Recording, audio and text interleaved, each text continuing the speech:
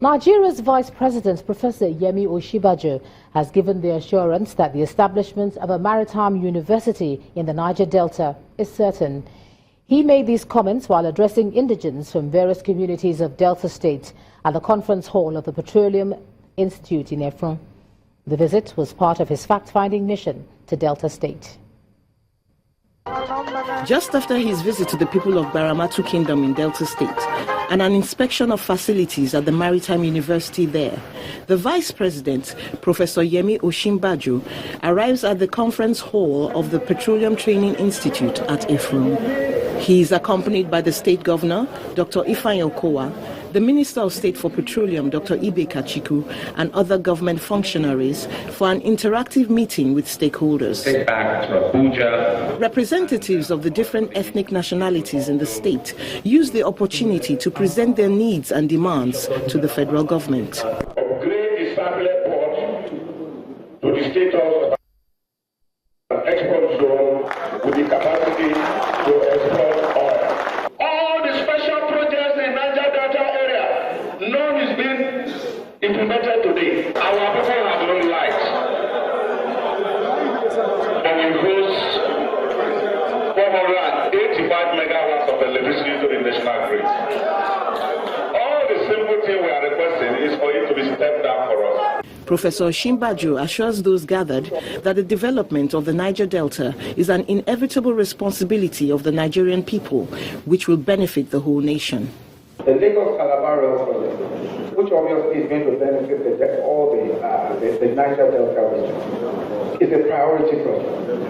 There's no need for us to talk about the Maritime University. It is a done deal.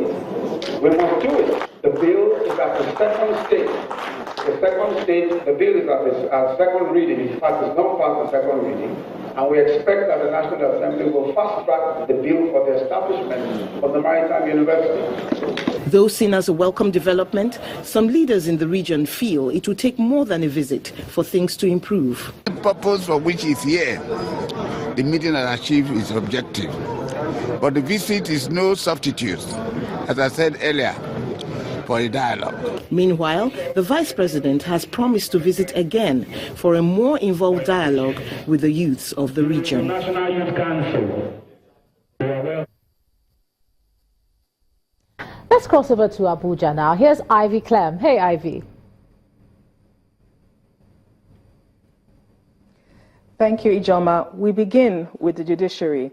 An official of the Department of State Services, DSS, has testified that the sum of 38 million naira, 2 pump-action rifles, and some foreign currencies were recovered from the house of Justice Adeniyi Ademola during their search at the residence of the judge in October last year.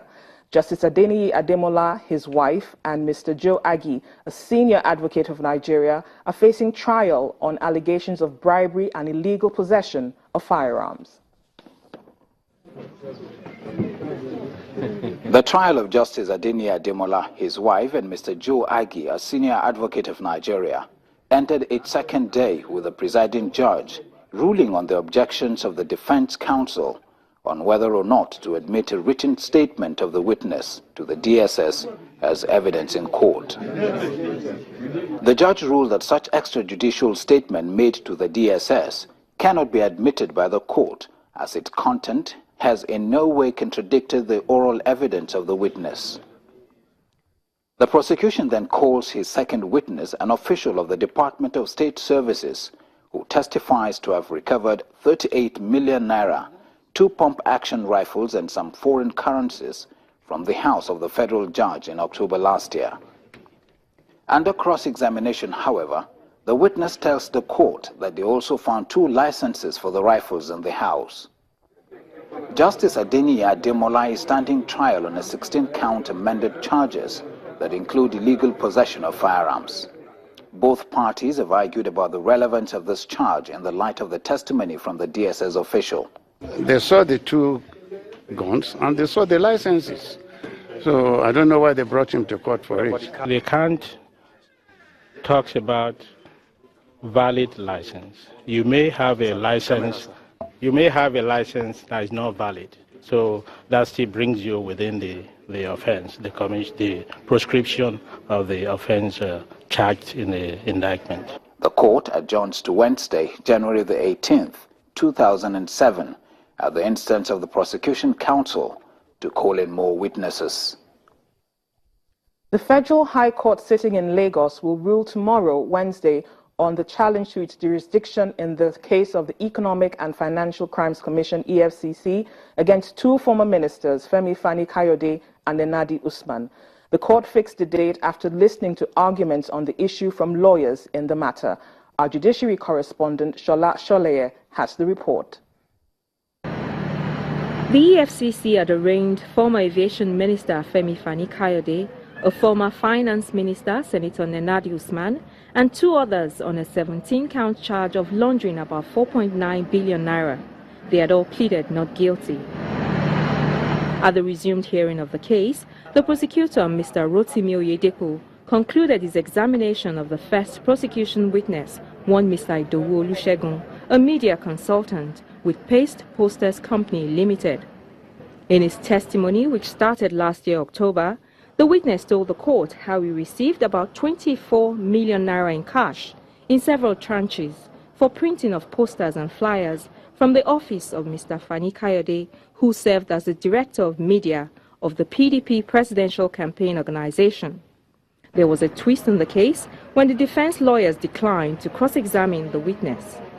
Counsel to Mrs. Nnadi Usman, Mr. Abiodun Owonikoko SAN, told Justice Muslim Hassan that in the light of pending applications before the court, the stage was ripe for the hearing of an application he filed since last year November, seeking a separate trial for his client. He stressed that he was concerned that his client would not get a fair hearing with the present joint trial. Mr. Owonikoko also told the court that it had become very tedious for his client, Mrs. Nnadi Usman, to come from Abuja to Lagos on every adjourned date, especially with all our accounts frozen. Counsel to Mr. Fani-Kayode, Mr. Norrisin Quakers SAN, aligned with these submissions. He informed the court that he had also just filed an application challenging the court's jurisdiction. Though his application has just been served on the EFCC, Channels Television gathered that Mr. Fani-Kayode is challenging, among other things, the morality of Justice Hassan to continue to preside over the matter after having worked with the EFCC as a senior legal officer and a prosecuting counsel before his appointment as a judge.